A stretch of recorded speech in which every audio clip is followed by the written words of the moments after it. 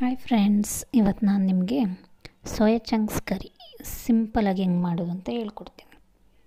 ನೋಡಿ ಎಷ್ಟು ಚೆನ್ನಾಗಿ ಕಾಣ್ತಿದೆ. ಇದು ನೀವು ಅನ್ನಕ್ಕೂ ಮಾಡ್ಕೋಬೋದು, ತಿನ್ನೋಕ್ಕೆ ಚಪಾತಿ, ನಾನ್, ದೋಸೆ ಯಾವುದಕ್ಕಾದ್ರೂ ಹಾಕೋಬೋದು. ಎಷ್ಟು ಚೆನ್ನಾಗಾಗುತ್ತೆ ಅಂದರೆ ಟೇಸ್ಟ್. ಸಿಂಪಲಾಗಿದೆ ಮಸಾಲೆ, ಏನು ಹೊರಗಿನ ತರಬೇಕಂತಿಲ್ಲ. ಮಸಾಲೆಗಳು ಮನೇಲಿರೋದ್ರಲ್ಲೇ ಮಾಡ್ಕೋಬೋದು. ನೋಡಿ ಎಷ್ಟು ಚೆನ್ನಾಗಿ ಕಾಣ್ತಾ ಇದೆಯಲ್ಲ. ಹೆಂಗೆ ಮಾಡೋದು ಅಂತ ನೋಡೋಣ ಬನ್ನಿ.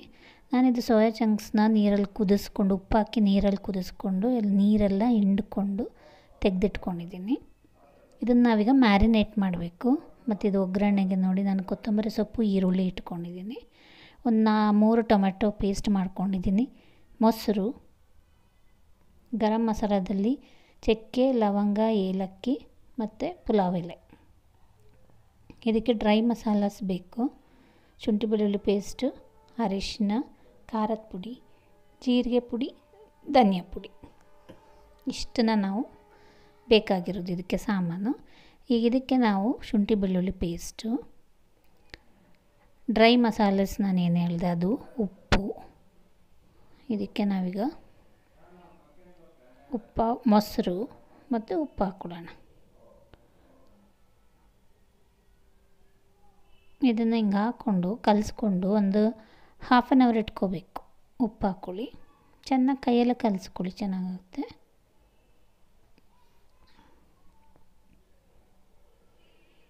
ಚೆನ್ನಾಗಿ ಕಲಿಸ್ಕೊಂಡು ನೋಡಿ, ಈ ಥರ ಕಲಿಸ್ಕೊಂಡು ಒಂದು 1/2 ಅವರ್ ಮುಚ್ಚಿಟ್ಟು ಬಿಡಬೇಕು.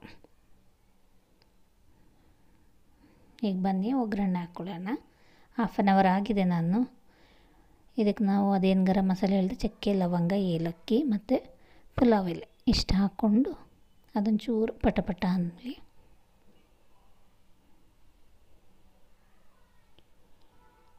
ಇದಕ್ಕೆ ಸ್ವಲ್ಪ ಈರುಳ್ಳಿ ಹಾಕ್ಕೊಳ್ಳೋಣ.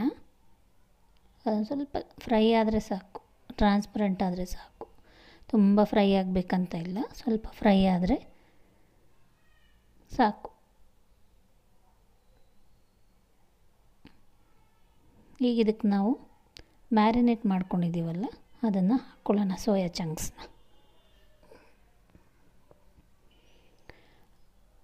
ಹಾಕ್ಕೊಂಡು ಚೆನ್ನಾಗಿ ಅದನ್ನು ಫ್ರೈ ಮಾಡಿಕೊಂಡು, ಅದು ಚೆನ್ನಾಗಿ ಫ್ರೈ ಆಗಬೇಕು. ಸ್ವಲ್ಪ ಎಣ್ಣೆ ಎಲ್ಲ ಬಿಟ್ಕೋಬೇಕು. ನೋಡಿ ಈಗ ಬಿಟ್ಕೊಂಡಿದೆ ಅಲ್ಲ. ಇದಕ್ಕೀಗ ನಾವು ಟೊಮೆಟೊ ಪೇಸ್ಟ್ ಹಾಕ್ಕೊಳ್ಳೋಣ.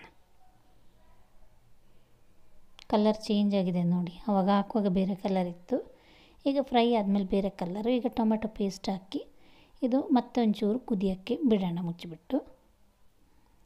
ಮತ್ತು ಅದೆಲ್ಲ ಎಣ್ಣೆ ಬಿಟ್ಕೊಳ್ಳುತ್ತೆ. ನಾವೇನು ಇದು ಮಸಾಲೆ ಇದು ಮಾಡಿರ್ತೀವಲ್ಲ, ನೆನೆಸ್ಕೊಂಡಿರ್ತೀವಿ, ಅದಕ್ಕೆ ಒಂಚೂರು ನೀರು ಹಾಕ್ಕೊಂಡು, ಯಾಕಂದರೆ ಅದು ಸೋಯಾ ಚಂಕ್ಸ್ ನೀರು ತುಂಬ ಹೀರ್ಕೊಳ್ಳೋದ್ರಿಂದ ಇಷ್ಟು ನೀವು ನೀರು ಹಾಕಿದರೆ ಆಮೇಲೆ ನಿಮಗೆ ಕರೆಕ್ಟ್ ಕನ್ಸಿಸ್ಟೆನ್ಸಿ ಬರುತ್ತೆ.